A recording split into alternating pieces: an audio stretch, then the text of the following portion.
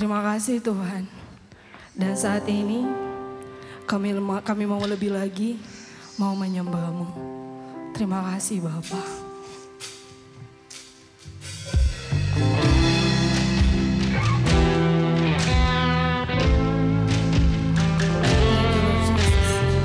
Engkau selalu mempesona kami dengan karya-Mu. Thank you Lord.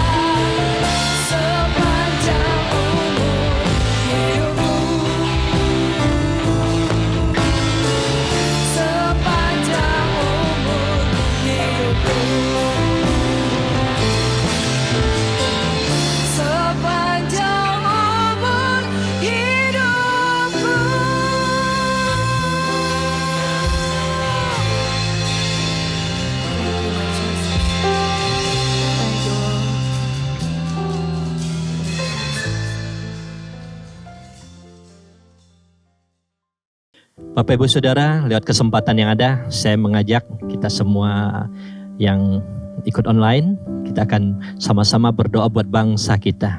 Ya, doa syafaat, mari kita bersatu dalam hati. Terima kasih Tuhan, kami mengucap syukur, Engkau Allah yang luar biasa, dahsyat, dan berkuasa atas kehidupan kami. Kami sungguh berterima kasih Tuhan hingga kami boleh sampai hari ini ada damai sejahtera, sukacita dalam kehidupan kami. Kami rindu Tuhan, sukacita dan damai ini Tuhan ada di negeri kami. Kami juga bawa bangsa ini ke dalam tangan Tuhan, yaitu bangsa Indonesia.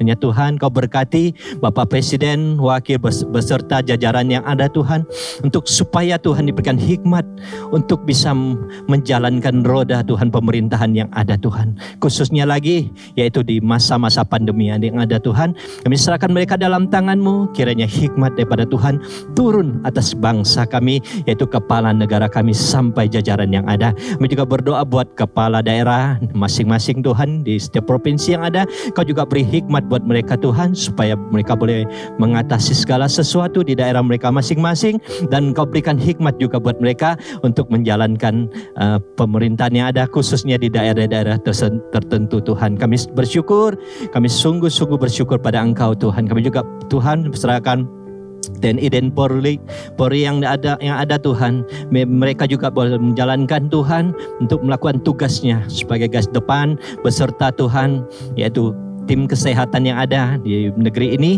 supaya mereka boleh menjalankan semuanya dengan baik Tuhan. Kau juga berkati dokter-dokter yang ada, tim medis yang ada beserta Tuhan, yang lain Engkau berkati mereka Tuhan, berikan kekuatan kesehatan untuk bisa menjalankan tugasnya dengan baik. Engkau juga berkati keluarga yang ada Tuhan, keluarga mereka yang di tengah-tengah mereka melakukan tugas. Kami juga percaya Tuhan, Kau juga memberkati mereka. Terima kasih Tuhan, terima kasih. Kami juga serahkan Tuhan daerah ini ke dalam tangan-Mu, khususnya kota Manado Tuhan. Biar semuanya Tuhan, apapun yang ada di kota ini Tuhan, Kau juga berkati dari kepala daerah yang ada sampai Tuhan yang terendah sekalipun. Kami tahu Tuhan, Kau juga beri hikmat buat mereka untuk menjalankan roda yang ada di tempat, yaitu khususnya kota Manado Tuhan. Kami juga berdoa buat jemaat Tuhan yang hari-hari ini mungkin mengalami Tuhan dampak dari COVID, yang tidak ada pekerjaan sekalipun atau diberhentikan. Kami tahu Tuhan, Kau akan buka jalan buat mereka Tuhan. Segala sesuatu yang tidak terpikirkan, kami percaya Engkau akan Tuhan menolong mereka.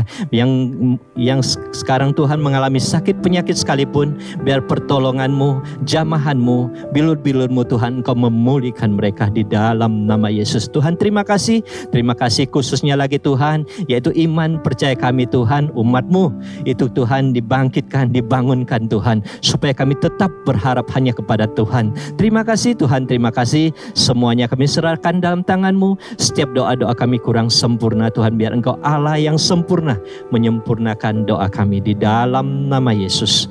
Haleluya, haleluya, amin. Halo jemaat Tuhan yang terkasih, yang saya kasihi dan yang saya cintai, jemaat Gilgal. Dan Bapak Ibu semua yang ada di rumah, yang mungkin tidak bisa datang onsite, saya ucapkan selamat beribadah. Tapi sebelumnya kita mau berdoa dulu untuk kebenaran firman Tuhan hari ini. Terima kasih Tuhan, kami bersyukur kalau kami masih bisa beribadah bersama hari ini. Baik setiap jemaat Tuhan yang ada di rumah, yang lagi mengikuti ibadah online. Bahkan setiap kami, dimanapun kami berada yang saat ini sedang beribadah, mempersiapkan diri untuk kami mendengar kebenaran firman-Mu. Biar Engkau terus urapi setiap kami. Berikan kami telinga, hati, pikiran untuk fokus akan kebenaran firman-Mu. Dan urapi hamba-Mu yang penuh dengan keterbatasan. Biar Roh Kudus mengurapi setiap kami. Di dalam nama Tuhan Yesus, semua yang cinta Yesus, mari sama-sama kita katakan amin. Halo semuanya, apa kabar? Senang bisa berada di depan Bapak Ibu semuanya. Dan terima kasih buat Pastor Stephen, Pastor Edi Wanjoyo, bahkan setiap pemimpin Gereja Gilgal Manado, Pastor Wemogi juga yang sudah memberikan saya kesempatan untuk bisa menyampaikan kebenaran firman Tuhan hari ini. Dan hari ini saya menyampaikan kebenaran firman Tuhan di masa-masa yang masih momentumnya Paskah, kebangkitan Tuhan. Karena saya tanya Pastor Stephen, apa yang bisa saya coba sampaikan? Beliau sampaikan bahwa kita masih merayakan momen Paskah. Jadi apa yang bisa sampaikan hari ini adalah tentang Paskah, ya. Sebelum saya masuk di inti khotbah saya menyampaikan beberapa hal tentang kebenaran sebuah kebangkitan. Di dalam 1 Korintus 15 ayat 1 sampai 20, kita nggak perlu baca ayatnya. Bapak Ibu yang ada di rumah mungkin bisa buka setelah ini. Saya menyampaikan kebenaran tentang kebangkitan itu. Yang Rasul Paulus katakan, yang Rasul Paulus coba sampaikan di jemaat Korintus. Kenapa? Karena di firman Tuhan ini di 1 Korintus 15 ayat 1 sampai 20 dijelaskan bahwa ada beberapa orang yang mencoba menyesatkan dari jemaat di Korintus. Mereka tidak mempercayai tentang kebenaran sebuah kebenaran tentang kebangkitan Yesus. Kita mau coba baca ayat 12-nya saja, saya highlight di garis bawah yang di ayat 12-nya di nats kita hari ini adalah, dan sekarang saudara-saudara, aku mau mengingatkan kamu kepada Injil yang aku beritakan kepadamu dan yang kamu terima dan yang di dalamnya kamu teguh berdiri. Jadi bila mana kami memberitakan bahwa Kristus dibangkitkan dari antara orang mati, bagaimana mungkin ada di antara kamu yang mengatakan bahwa tidak ada kebangkitan orang mati? Nah, saya ambil di ayat 12 ini. Kenapa Paulus menjelaskan, menulis surat buat jemaat di Korintus dan ini menekankan bahwa ini adalah hal penting. Kenapa? Karena dikatakan bahwa ada beberapa orang yang mencoba menyesatkan jemaat yang ada di Korintus. Karena jemaat di Korintus adalah jemaat yang dikasihi Paulus. Jemaat yang dia rintis. Tapi ada sebagian orang, beberapa orang yang punya pandangan, punya pengertian yang lain bahwa kebangkitan Yesus itu tidak ada. Nah, ini membahayakan. Bahkan itu terjadi juga di masa-masa sekarang. Kita tahu ada beberapa orang, sebagian orang bahkan yang di luar sana, bukan jemaat kita ya, merasa bahwa nggak percaya kalau Yesus itu bangkit. Jangankan kita, murid-murid Yesus yang waktu itu aja juga nggak percaya, hampir nggak percaya gitu ya. Jadi mengapa Paulus perlu menjelaskan ini? Karena yang di luar sana bahkan ada beberapa orang, sebagian orang mau menyesatkan jemaat Korintus. Dia mau menjawab berita-berita yang tidak baik, berita-berita yang tidak benar. Berita hoax kayak yang sekarang. Berita yang tidak tentu kebenarannya. Yang mencoba menghalangi jemaat Korintus untuk percaya kepada Yesus. Mau datang kepada Yesus, percaya bahwa Yesus mati dan dibangkitkan. Paulus mau menjelaskan itu. Bahwa Yesus mati dan dia dibangkitkan di hari yang ketiga. Karena di luar sana itu banyak teori, banyak pemahaman yang salah bahwa Yesus tidak mati. Yang mati adalah salah satu di antara muridnya. Dia bertukar posisi. Ada yang seperti itu. Nanti saya jelaskan, ini kesaksian saya dengan saudara saya. Ada yang menjelaskan bahwa yang mati bukan Yesus, salah satu dari murid Yesus. Ada lagi yang berkata bahwa Yesus tidak bangkit. Karena Yesus tidak mati. Yesus melarikan diri dan segala macam. Ya, bahkan di dalam Matius 28 ayat 11 sampai 15 di situ, kalau Bapak Ibu bisa baca, buka kebenaran firman-Nya, sudah dari dulu itu Mahkamah Agama juga membuat berita hoax, membuat berita tidak benar tentang kebangkitan Yesus. Sampai serdadu-serdadu atau penjaga dari kubur Yesus dibayar supaya mengatakan sesuatu yang tidak benar, bahwa Yesus itu tidak bangkit. Mayat Yesus dicuri oleh murid-muridnya. Jadi sudah dari dulu bahwa kebangkitan Yesus itu tidak dipercayai orang. Sekalipun itu di jemaat di Korintus. Dan bahkan sampai sekarang pun.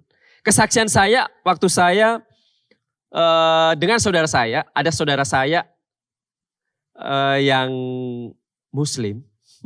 yang Muslim karena saya lahir dari keluarga yang masih berbineka tunggal ika. Yang masih banyak ragamnya. Ada yang Muslim dan ada yang Kristen. Dan satu kali dia telepon, tanya kabar dan yang lain-lain gitu ya. Singkat cerita nyambungnya bahwa tentang cerita tentang Yesus. Cerita tentang Kristus, Tuhan Yesus. Bahwa dia nyinggung bahwa akhirnya terjadi perdebatan bahwa Yesus tidak mati. Bahwa Yesus tidak dibangkitkan. Dari situ akhirnya terjadi sebuah argumen yang membuat akhirnya saya bilang bahwa iman saya, kepercayaan saya, keyakinan saya bahwa saya mempercayai bahwa Yesus mati dan dibangkitkan. Akhirnya tertutup begitu aja ceritanya, perdebatan itu. Karena saudara saya tetap punya pandangannya sendiri dan saya punya iman saya sendiri. Akhirnya gak ketemu. Sekalipun itu saudara. Karena di luar sana memang, di luar kita, di tempat ini, bahkan Bapak Ibu semua jemaat Tuhan yang kita kasihi, di sana itu banyak yang menceritakan bahwa mayat Yesus itu dicuri. Apalagi bahwa kebangkitan itu tidak ada. Bahwa yang mati itu adalah salah satu dari murid. Ada yang menceritakan sampai seperti ini. Bertukar posisi antara Yesus dengan salah satu murid.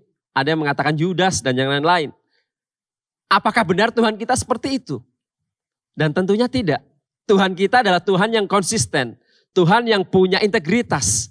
Dia tidak mungkin melakukan sesuatu yang harusnya dia lakukan tapi dia limpahkan ke orang lain. Dia bukan manusia seperti kita. Yang berdosa, yang bisa berdusta, bisa cari cara segala macam. Untuk memutarbalikan sebuah fakta. Nah ini di luar sana seperti itu. Makanya poin penting yang Paulus mau jelaskan di jemaat Korintus adalah, ini baru pendahuluan ya Bapak Ibu, supaya kita tahu bahwa kebangkitan Yesus adalah sebuah kebenaran. Katakan sama-sama Bapak Ibu semua yang ada di rumah. Kebangkitan Yesus adalah sebuah kebenaran, bukan hoax. Bukan berita fiksi, bukan cerita rakyat, bukan. Tapi adalah kebangkitan Yesus adalah kebenaran. Katakan sama-sama samping kanan kiri kita yang beribadah sama-sama. Amin. Di dalam 1 Korintus 15 ayat 20 dikatakan Paulus tekankan seperti ini. Tetapi yang benar ialah bahwa Kristus telah dibangkitkan dari antara orang mati. Sebagai yang sulung dari orang-orang yang telah meninggal. Jadi yang Paulus mau tekankan adalah Yesus bangkit itu adalah sebuah kebenaran. Kalau Bapak Ibu di luar sana mungkin mendengar bahwa Yesus tidak bangkit, Yesus tidak mati, tidak dibangkitkan, dan banyak hal yang saya ceritakan di awal tadi, inilah di posisi iman kita dipertaruhkan. Mana yang kita mesti percayai? Kalau Bapak Ibu mempercayai yang di luar sana, berarti kita perlu pertanyakan. Iman percaya kita ini bergantung pada Tuhan, berita yang tidak benar atau kepada siapa? Saya harap Bapak Ibu semuanya dan teman-teman semua ngerti ini. Biasanya ini anak muda banyak sekali yang dia dapat dari luar pengajaran-pengajaran ya. Model sekarang kan tinggal cari gampang. Tapi kalau kita nggak bisa saringnya, kita nggak bisa filter itu bisa membuat kita itu tersesat. Kita disesatkan. Benar ya? Dan kebenarannya itu. Poin yang utama yang Paulus mau jelaskan adalah tentang bahwa kebangkitan Yesus adalah sebuah kebenaran. Nah sekarang ini poin khotbah saya, inti khotbah saya. Nah tema khotbah saya hari ini adalah tentang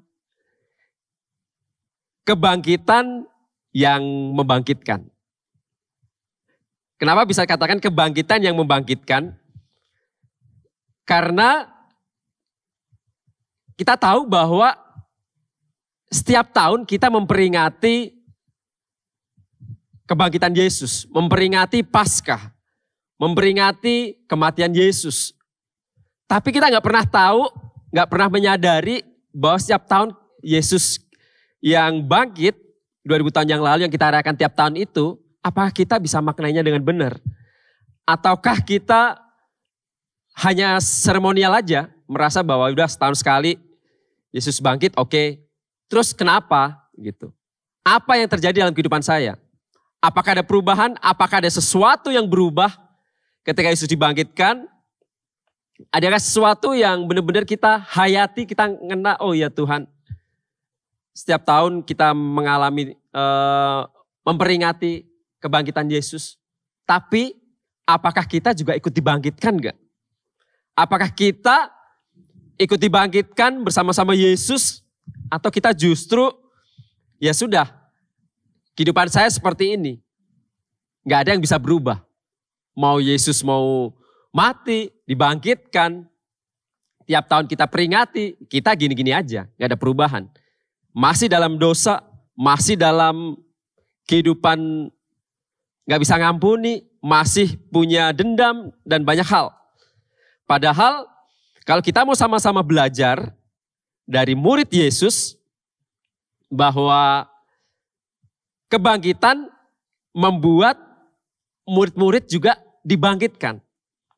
Bahkan kita semua yang ada di sini harusnya ngerti bahwa kita pun juga turut dibangkitkan. Nah, dibangkitkan dalam hal apa?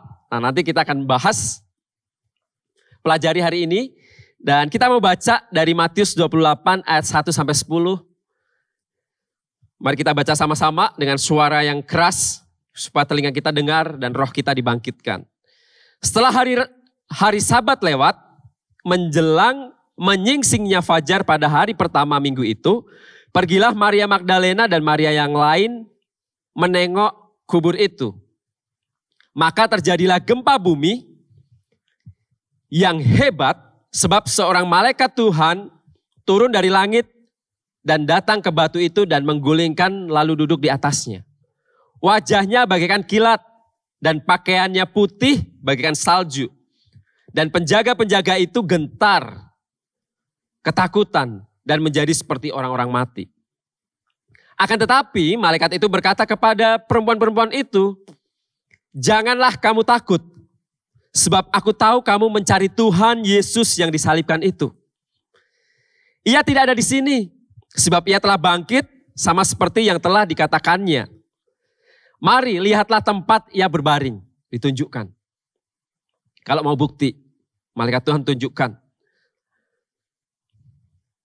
Mari lihatlah tempat ia berbaring. Dan segeralah pergi dan katakanlah kepada murid-muridnya bahwa ia telah bangkit dari antara orang mati. Ia mendahului kamu ke Galilea, di sana kamu akan melihat dia. Sesungguhnya aku telah mengatakannya kepadamu. Mereka segera pergi dari kubur itu dengan takut dan dengan sukacita. Ada kata sukacita.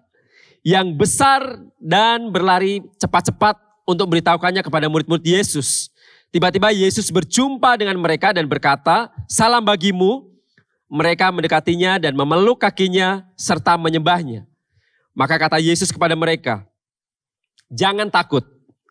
Pergi dan katakanlah kepada saudara-saudaraku supaya mereka pergi ke Galilea dan di sanalah mereka akan melihat aku." Nah, dibangkitkan dalam hal apa? Kalau kita baca dari bacaan Matius 28 ayat 1 sampai 10, kita mau belajar dari murid-murid Yesus, apa yang dibangkitkan? Apa yang ikut dibangkitkan dari murid-murid Yesus ketika Yesus dibangkitkan pada hari yang ketiga. Yang terjadi yang pertama adalah membangkitkan iman dan sukacita mereka. Amin. Katakan sama-sama, membangkitkan iman dan sukacita. Di dalam ayat 5 sampai 8 tadi dijelaskan di sana ada kata dengan sukacita. Bayangkan bahwa ini murid-murid Yesus ini di kondisi ketakutan. Ya. Di kondisi iman mereka lagi merosot. Mereka enggak lagi sukacita karena mereka tahu bahwa pemimpin mereka, leaders mereka, Tuhan yang dia sembah, yang diagungkan selama ini ternyata mati. Dia enggak tahu kalau Yesus pernah bilang bahwa di hari ketiga di hari yang ketiga akan bangkit dari antara orang mati. Mereka nggak ingat itu. Cuman kerennya Maria Magdalena dan Maria yang lain tadi dijelaskan bahwa dia datang ke kubur. Saya percaya bahwa itu ada sebuah gerakan iman. Saya percaya itu ada sebuah keyakinan dalam dirinya bahwa saya datang ke kubur. Saya membuktikan bahwa Yesus sudah bangkit. Dan ternyata ketika dia datang kubur ternyata benar. Makanya di ayat 5-8 dikatakan bahwa murid-murid Yesus juga dibangkitkan dalam iman dan sukacita. Akan tetapi malaikat itu berkata kepada perempuan-perempuan itu, jangan kamu takut sebab aku tahu kamu mencari Yesus yang disalibkan itu. Ia tidak ada di sini sebab ia telah bangkit sama seperti yang telah dikatakannya. Sebetulnya udah pernah katakan sebelumnya, tapi murid-murid gak pernah sadar itu. Mari lihatlah tempat ia berbaring dan segeralah pergi dan katakanlah kepada murid-muridnya bahwa ia telah bangkit antara orang mati yang mendahului kamu ke Galilea, di sana kamu akan melihat dia. Sesungguhnya aku telah mengatakannya kepadamu. Nah ini ayat yang perlu kita garis bawahi. Mereka segera pergi dari kubur itu.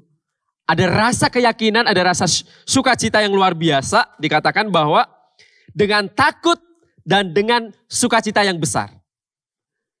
Iman mereka, sukacita mereka ikut dibangkitkan. Karena dia merasa bahwa wah iya benar. Ternyata perkataan Tuhan tidak hoax. Ternyata dia memang bangkit di hari yang ketiga. Ternyata pemimpin yang selama ini dia kagumi, dia agungkan, dia konsisten. Apa yang dikatakannya ternyata benar terjadi. Dan itu membuat iman mereka, sukacita mereka dibangkitkan. Yang awalnya mereka ketakutan. Bahkan murid-muridnya ini lebih banyak menutup diri. Di tempat mereka berkumpul, mereka menutup pintu, berdiri, menghindari kerumunan orang. Karena dia takut sama orang-orang Yahudi. Karena dia merasa, sudah pemimpinnya kalau sudah dihukum, murid-muridnya pasti akan tercerai-berai. Ya, itu terjadi. Rasa ketakutan yang luar biasa. Makanya di ayat tadi dikatakan bahwa dengan sukacita ada sebuah semangat, ada sebuah sukacita iman yang luar biasa. Karena awalnya iman mereka merosot, ketakutan, nggak bisa keluar rumah, mengunci diri. Ya, kita mau lihat contoh dari misalnya Petrus lah. Kita coba contoh dari Petrus dan murid-muridnya. Ketika itu iman mereka ini lagi merosot. Di dalam Injil Yohanes dijelaskan waktu dia berjumpa dengan Yesus, Yesus dapati mereka lagi kembali ke dunianya mereka. Mereka lagi kembali menjadi nelayan. Dikatakan di dalam Yohanes itu, diceritakan bahwa Petrus bersama murid-muridnya yang lain ke Danau Galilea. Dia mencari ikan lagi. Jadi mau cari lauk pauk, menjadi nelayan lagi. Dia serasa hopeless. Aduh, tapi orang punya pemimpin gak jelas misalnya. Jadi imannya dia merosot. Dia mau gak mau harus kembali kehidupan lamanya. Tapi ketika Yesus bangkit, ketika Yesus sudah tidak ada di kubur, maka iman dan sukacita mereka ikut dibangkitkan. Mereka merasa seperti, wah luar biasa Tuhan. Ternyata Tuhan yang aku sembah selama ini, selama dia sama-sama melayani, ketika Yesus masih bersama-sama dengan dia melihat itu ada sekarang. Dan seperti dibangkitkan kembali. Apa yang terjadi dalam kehidupan kita? Sama seperti kita alami sekarang ini. Misalnya mungkin kita merasa bahwa iman kita, sukacita kita lagi gak bagus. Rohani kita lagi down. Kita lagi merasa kering. Banyak yang kita alami. Masalah, problem, pergumulan. Keuangan, bisnis kita lagi merosot. Usaha kita lagi turun karena kondisi seperti ini. Ini membuat iman dan sukacita kita turun. Suami gak berubah, istri gak berubah, anak-anak memberontak. nakal dan yang lain-lain, ini membuat kadang kita merasa kita udah gak ada sukacita lagi. Sakit yang bertahun-tahun yang saya alami gak kunjung sembuh, membuat iman kita merosot. Tapi Pastor Stephen lalu sampaikan bahwa penyakit kita lah yang sudah ditanggungnya. Jadi harusnya iman kita itu dibangkitkan. Harusnya ada sukacita yang baru yang dibangkitkan.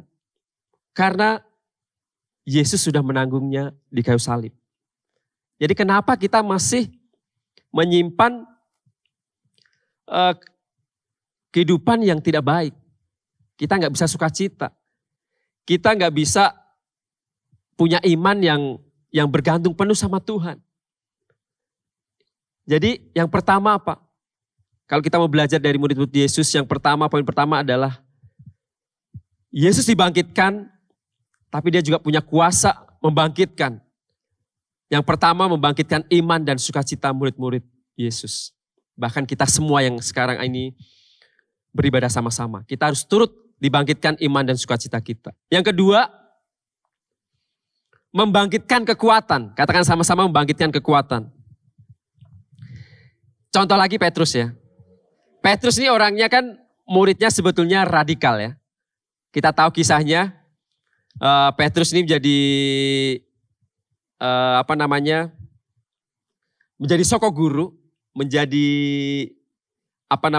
tiang gereja, murid yang radikal. Ketika Yesus ditangkap, Petrus yang istilahnya pasang dada dulu.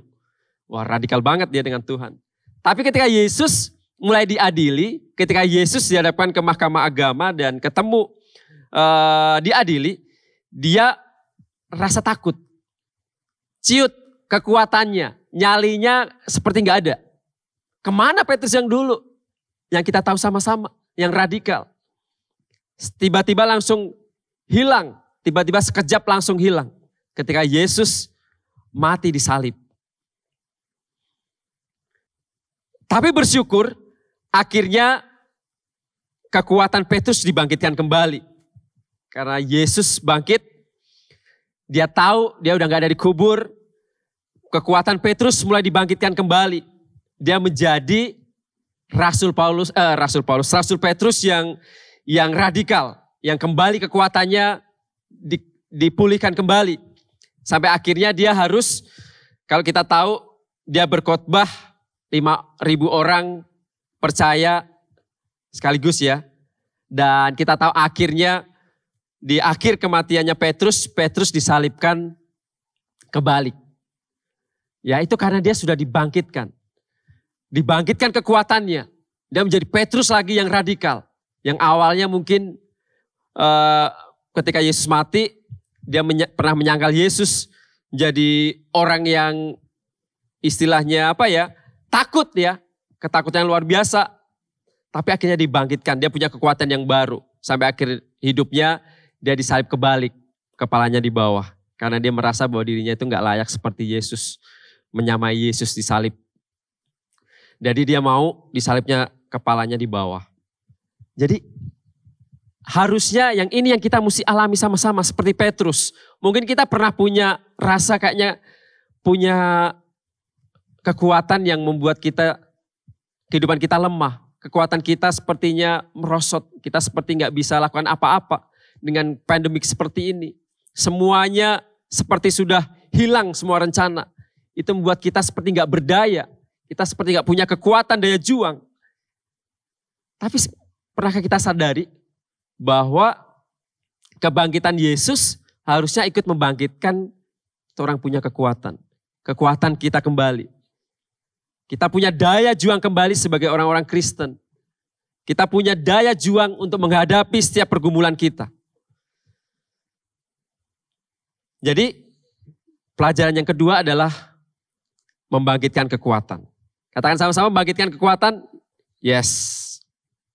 Yang ketiga, membangkitkan semangat dan gairah. Nah, semangat dan gairah ya kelihatan banget nih Bapak Ibu semua yang ibadah sama-sama ini lagi bersemangat, punya gairah ya. Amin ya. Karena Yesus kita udah bangkit, mengalahkan maut. Kenapa kita masih bersungut-sungut? Kenapa kita masih lesu, loyo, kayak gak punya pengharapan? Harusnya Kita harus punya semangat dan gairah. Sama seperti murid-murid Yesus tadi. Dikatakan di ayat 9 seperti ini. Matius 28 ayat 9. Tiba-tiba Yesus berjumpa dengan mereka dan berkata, salam bagimu. Lalu mereka mendekatinya dan memeluk kakinya serta menyembahnya. Poin di situ ada kata menyembahnya. Apa yang dibangkitkan? Semangat gairah apa? Saya dapat adalah gairah dalam menyembah Yesus. Apakah kita sudah punya gairah? Apakah kita masih punya semangat dalam menyembah Tuhan? Waktu itu Maria langsung datang mendekati Yesus dan memeluk kakinya serta menyembahnya. Karena saking luar biasa seneng gitu, bergairah. Karena pemimpinnya dibangkitkan. Karena Yesus yang dia sembah, yang selama ini panutannya ternyata benar. Dia hidup kembali.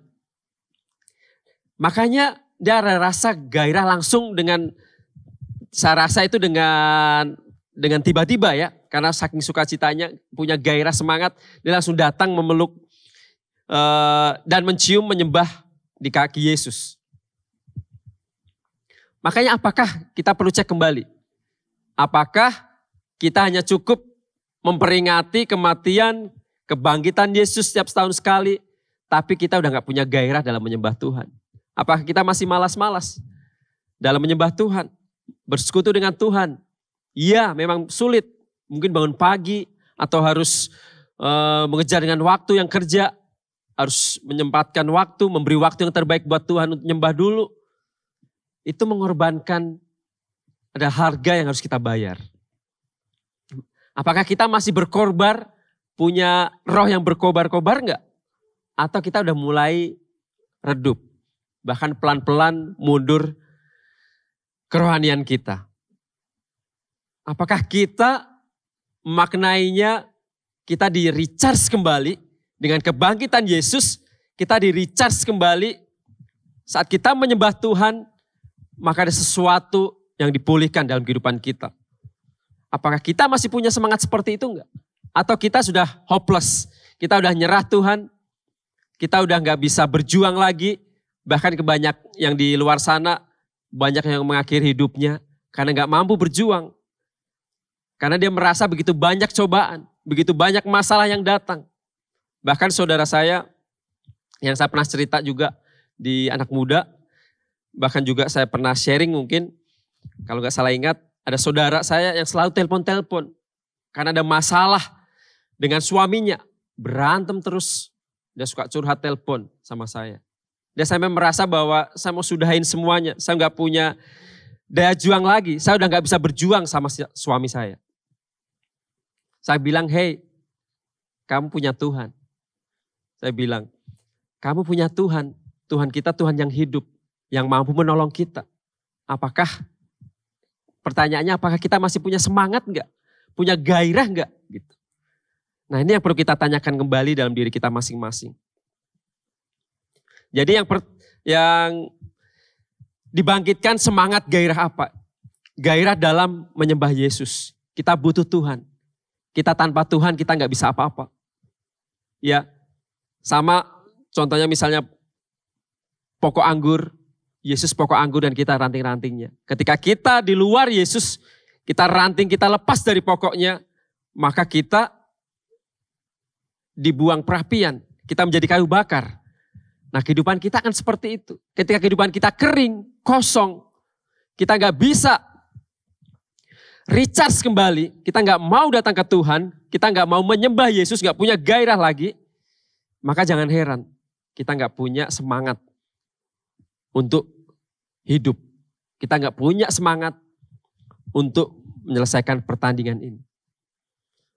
Ya itu yang kedua, punya semangat gairah dalam hal apa? Dalam hal melayani. Melayani bukan hanya pekerjaan Tuhan, bukan hanya kita di gereja melayani sebagai pemain musik, worship leader, singer, usher, dan banyak lagi pelayanan yang kita bisa ambil. Pengkhotbah misalnya juga, melayani pekerjaan Tuhan. Bukan hanya itu, tapi semangat dalam menjangkau jiwa enggak? Karena ini poin penting ketika Yesus dibangkitkan dan 40 hari dia naik ke surga, pesan terakhir adalah amanat agung yang kita mesti lakukan. Pesan terakhir buat murid-muridnya adalah amanat agung. Di dalam ayat 10 kita mau belajar sama-sama, ini sangat menarik. Dan segeralah pergi dan katakanlah kepada murid-muridnya bahwa ia telah bangkit dari antara orang mati. Ia mendahului kamu ke Galilea. Di sana kamu akan melihat dia. Sesungguhnya aku telah mengatakannya kepadamu. Mereka segera pergi dari kubur itu dengan takut dan dengan sukacita besar. Dan berlari cepat-cepat untuk memberitahukan kepada murid-murid Yesus. Dikatakan di situ ada akan mendahului kamu Galilea. Saya sudah singgung tadi bahwa murid-murid ini mencoba untuk kembali ke masa lampaunya. Mencoba kembali ke dunianya mereka menjadi nelayan. Ya. Nah, kenapa Yesus berkata bahwa dia harus aku akan mendahului kamu di Galilea dan kita ketemu di sana gitu ya. Kita tahu di sana adalah tempat di mana Yesus mulai memilih murid-muridnya, benar ya? Mulai memilih Petrus, mengikutlah aku di Galilea. Ketika Yesus mengadakan tanda dan mujizat di sana. Nah, apa yang Tuhan mau sampaikan di situ adalah Tuhan mau membawa murid-murid ini mengingat masa-masa dengan Yesus ketika melayani sama-sama di sana. Ya, mengadakan tanda dan mujizat.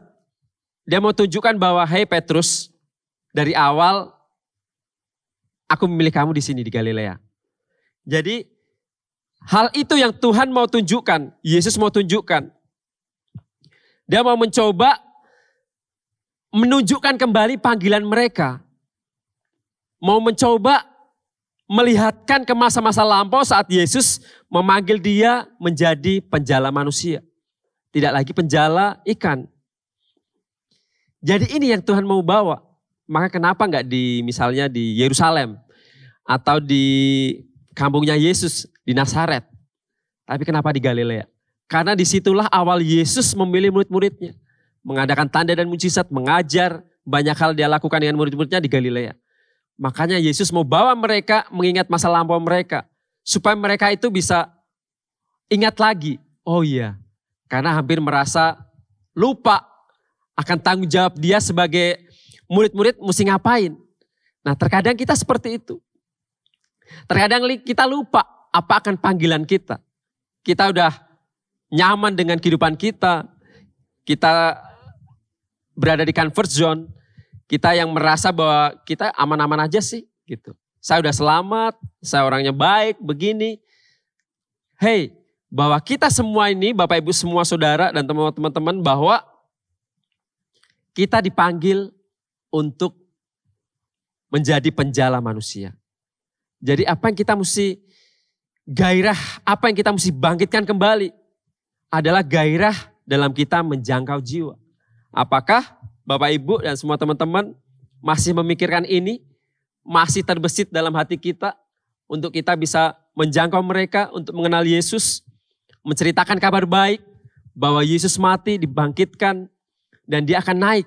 Itu ada satu kesatuan dalam Injil. Jadi kita nggak boleh pisah-pisah. Jadi kalau kita mau ceritakan bahwa pada intinya adalah Yesus lahir, mati, bangkit, dan dia naik ke surga untuk memberi tempat buat kita, menyediakan tempat bagi kita. Jadi yang terpenting yang saya mau tekankan adalah jangan lupa panggilan kita, amanat agung kita, apakah kita sudah lakukan. Karena itu pesan terakhir dari Yesus ketika mau naik terangkat ke surga. Apakah kamu, dia tanya ke Petrus juga, gembalakanlah domba-dombaku. Apakah kamu mengasihi aku? Gembalakanlah domba-dombaku. Apakah kita semua, Bapak Ibu semuanya, teman-teman mengasihi Yesus? Pertanyaan yang sama juga terjadi. Gembalakanlah domba-domba. Mungkin sekarang kita bukan FCL, kita bukan pendeta, kita bukan pastor. Tapi kita orang-orang yang terpanggil secara pribadi oleh Yesus untuk menyelamatkan jiwa. Mungkin kita ada di rumah. Siapa yang kita bisa injili? Anak kita, saudara kita, orang tua kita, anak-anak kita, orang terdekat kita. Jadi Tuhan mau kita melakukan amanat agung, menjalankan amanat agung. Ilustrasinya seperti ini ya. Kalau misalnya kita tuh mau mencoba menjala manusia misalnya. Atau contoh singkatnya kita mau menjala ikan ya. Kita pakai kail, kita mau mancing pakai kail. Apa kita mau pakai kail yang pendek talinya, senarnya, atau mau tali yang panjang, itu tergantung kita. Nah makanya kita perlu banyak cara untuk kita bisa menjangkau jiwa. Misalnya, apa kalau bicara kail pendek? Misalnya kita bisa menjangkau keluarga kita, anak-anak kita, suami istri kita yang belum berubah. Kita kenalkan Yesus, kita kabarkan kabar baik kepada mereka supaya mereka berubah, ketemu Yesus dan bertobat. Hidup mereka dipulihkan. Ya jadi jangan monoton dengan misalnya sudah mereka nggak bisa diinjili misalnya ya sudah. Sambil lalu begitu aja. Dan kita nggak lakukan apa-apa. Padahal di bukunya Rick Warren pernah saya baca, pernah juga beberapa hamba Tuhan sampaikan bahwa selalu gunakan lebih dari satu cara. Bukan cuma itu tok. Pernah juga khotbah di sini dari Jakarta katakan kita mesti ada shotgun, kita bisa pakai senjata laras panjang, pendek shotgun dan yang lain-lain. Karena kita tahu sasaran kita siapa. Nah banyak cara yang kita bisa lakukan. Makanya yang ketiga ini yang paling utama. Jangan sampai kita hanya cuma merayakan atau kita memperingati kebangkitan Yesus. Tapi kita sendiri gak pernah dibangkitkan. Kita gak pernah punya gairah dalam melayani, menginjil, menjadi penjala manusia. Jadi bagaimana? Apakah kehidupan kita seperti ini terus? Makanya pesan hari ini, jangan sampai Yesus bangkit, tidak membawa apa-apa. Tidak membawa perubahan apa-apa dalam kehidupan kita. Ayat terakhir yang menutup khotbah saya hari ini adalah di dalam 1 Korintus 15 ayat 57 sampai 58 dikatakan begini. Ayat 57 dan 58 dikatakan. Tetapi syukur kepada Allah yang telah memberikan kepada kita kemenangan oleh Yesus Kristus Tuhan kita. Bahwa Yesus sudah bangkit dan menang. Dan kita pun lebih dari pemenang. Kita mengalami kemenangan oleh karena Yesus Kristus. Karena itu saudara-saudaraku yang kekasih, berdirilah teguh, jangan goyah. Masalah tidak akan membuat kita goyah. Dan giatlah selalu dalam pekerjaan Tuhan. Giat dalam melayani. Giat dalam menjangkau jiwa. Giat dalam melakukan amanat agung. Sebab kamu tahu bahwa dalam persekutuan dengan Tuhan, jerih payahmu tidak akan pernah sia-sia. Jerih payah kita tidak akan pernah sia-sia. Ini yang perlu kita pahami. Ini ayat yang bisa membuat kita dikuatkan kembali. Kalau kita mungkin merasa sudah mulai goyah iman kita. Aduh Tuhan, masalah kita gak pernah selesai. Sakit kita gak sembuh-sembuh, gak kunjung sembuh. Bahkan bisnis saya lagi down. Usaha saya lagi hancur, keluarga gak dipulihkan, belum dipulihkan. Kita merasa iman kita merosot, kita gak ada lagi sukacita. Kita udah gak bisa melayani Tuhan kembali. Nah hari ini Tuhan ingatkan di ayat 57 sampai 58. Jangan sampai kita digoyahkan dan giatlah selalu di dalam pekerjaan Tuhan. Sebab jerih payah kita tidak akan pernah sia-sia. Tuhan selalu perhitungkan apa yang kita lakukan, Tuhan selalu melihat itu. Jadi ini pesan terakhir dan mengakhiri khotbah saya. Dan kita mau percaya bahwa Tuhan yang sudah bangkit dan menang mengalahkan maut. Maka kita pun akan dibangkitkan. Bangkitkan dalam sukacita, iman kita, gairah kita dalam menyembah Tuhan. Dan yang utama adalah kita mau terus melakukan amanat agung. Menjadi penjala manusia. Kita mau selamatkan banyak jiwa. Kita mau menangkan untuk datang kepada Yesus. Mari kita berdoa. Terima kasih Tuhan untuk hari ini. Kami bersyukur oleh karena kebangkitan Kristus, oleh kebangkitan Yesus. Kami dibangkitkan kembali. Kami punya sukacita kembali. Kami punya iman kembali yang dibangkitkan. Bahkan kami punya gairah untuk menyembah Tuhan lebih sungguh lagi. Kami punya gairah untuk terus bersekutu dengan Tuhan. Biar kami mau terus melakukan amanat agung Tuhan. Pesan terakhir ketika Yesus mau naik ke surga. Setelah Yesus bangkit, Engkau katakan bahwa ketika Engkau mengasihi aku, gembalakanlah domba-dombaku. Ini kami Tuhan, ini setiap kami, semua jemaat Tuhan, GBI Gilgal yang ada. Biarlah kami menjadi orang-orang yang terus mau melakukan amanat agung. Kita mau melihat siapa yang kita bisa jangkau. Entah keluarga kita, saudara kita, bahkan teman-teman kita. Kita mau bawa kepada Yesus. Terima kasih Tuhan, berikan kami kekuatan, kami berdoa. Biar jemaat Tuhan, GBI Gilgal diberikan kekuatan. Supaya mereka tidak goyah. Supaya iman mereka tetap kuat, berkobar-kobar dan terus melayani Tuhan. Apapun keadaan mereka, itu tidak akan menjauhkan kasih Yesus daripada mereka. Terima kasih Tuhan, kami bersyukur untuk kebenaran firman-Mu. Dan kami sudah selesai, tapi biarlah Roh Kudus terus bekerja bagi setiap kami, bahkan jemaat Tuhan yang ada. Di dalam nama Tuhan Yesus, semua yang percaya dan mengasihi Tuhan kita katakan sama-sama. Amin. Bapak Ibu Saudara, ibadah sudah selesai dan terimalah berkat Tuhan. Diberkatilah keluargamu, diberkatilah pekerjaan dan usahamu, dan percayalah penyertaan Tuhan sempurna dalam kehidupanmu. Dan biarlah cinta kasih dari Allah Bapa Tuhan kita yang selalu menyertai. Dengan perantaraan kuat kuasa Roh Kudus, Dia akan menghibur, menolong, bahkan membela Bapak Ibu Saudara hari ini. Sampai Yesus datang kali yang kedua menjemput kita semua. Yang percaya sama-sama kita katakan, amin.